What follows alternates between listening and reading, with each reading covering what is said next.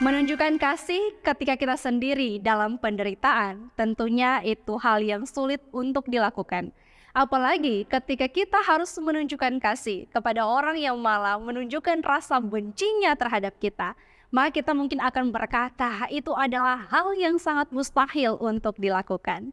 Namun saudara, dalam perenungan kita di saat ini, kita akan belajar dari pribadi Yesus untuk tetap mengasihi walaupun sementara dalam penderitaan. Namun sebelum itu, marilah kita berdoa. Di saat ini ya Tuhan Allah, ada Alkitab yang kami buka bersama untuk kami renungkan firman di dalamnya. Kami mau supaya setiap pesan-pesan firman Tuhan di dalamnya dapat kami pahami dengan baik. Maka kami meminta tuntunan Roh-Mu yang kudus, supaya kami boleh memahami firman-Mu untuk dapat kami lakukan dalam hidup kami hari lepas hari. Maka di dalam nama Tuhan Yesus Kristus kami berdoa.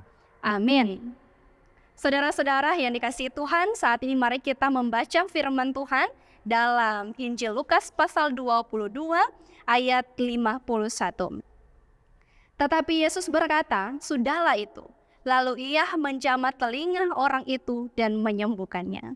Saudara-saudara yang dikasihi Tuhan, mengasihi orang yang mengasihi kita itu adalah hal biasa. Tetapi dalam firman Tuhan di saat ini, Tuhan ingin menuntut kita untuk mengasihi bahkan kepada mereka yang menurut kita tidak layak untuk menerimanya.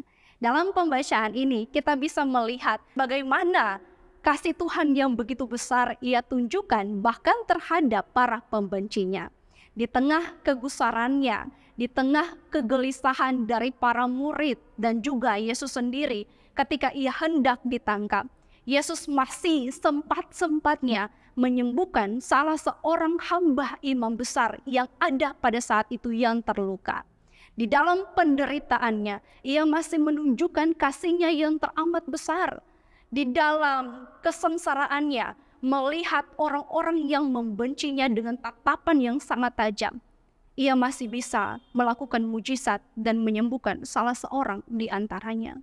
Saudara-saudara yang dikasihi Tuhan, kita diajak oleh Yesus supaya kita mampu untuk tetap menerapkan kasih, bukan hanya kepada Dia yang mengasihi kita, tetapi bahkan pun kepada Dia yang juga melukai hidup kita. Tidak mudah menunjukkan kasih kepada suami yang kasar terhadap kita. Tidak mudah juga menunjukkan kasih kepada istri yang tidak mau menghormati kita. Tidak mudah menunjukkan kasih terhadap saudara, tetangga yang berlaku kasar ataupun seringkali menjatuhkan kita. Namun lewat firman Tuhan ini menyatakan bahwa kepada mereka lah kasih itu harus kita nyatakan. Ini adalah tantangan besar dalam kehidupan kita sebagai orang Kristen. Karena kita punya teladan, yaitu Yesus Kristus.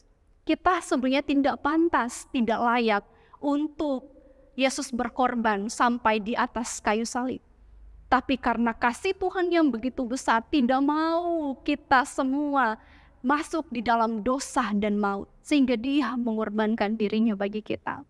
Saudara, mengasihi orang yang membenci kita tidak mudah, tetapi sebenarnya ini menunjukkan kualitas kita sebagai orang yang percaya kepada Tuhan. Dan ketahuilah, kita mengasihi orang lain bukan karena orang itu pantas untuk menerimanya.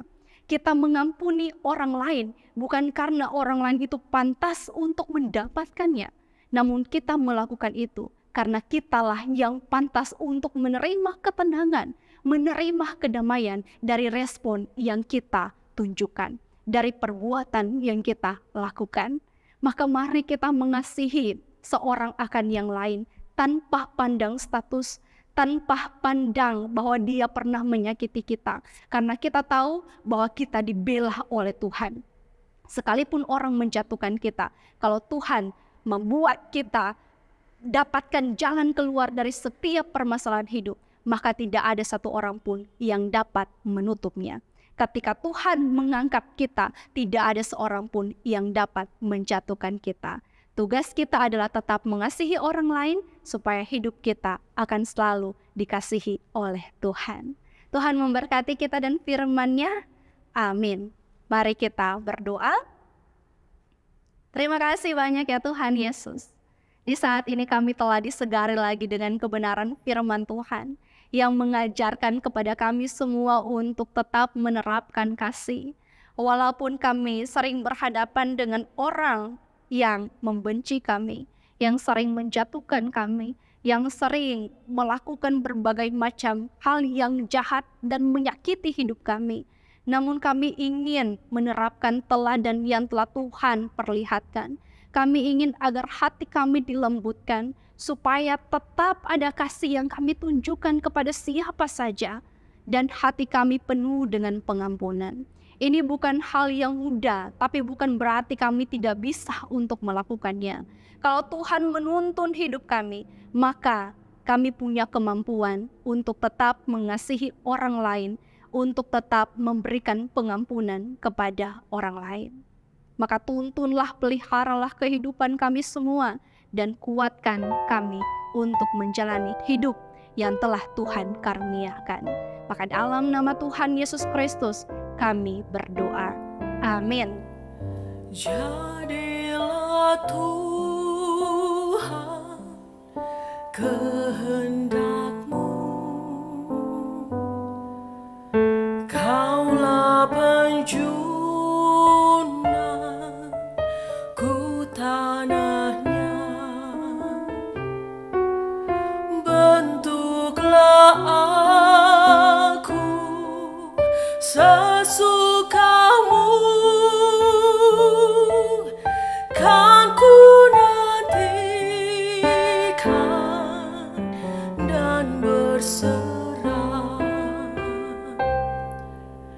Jadi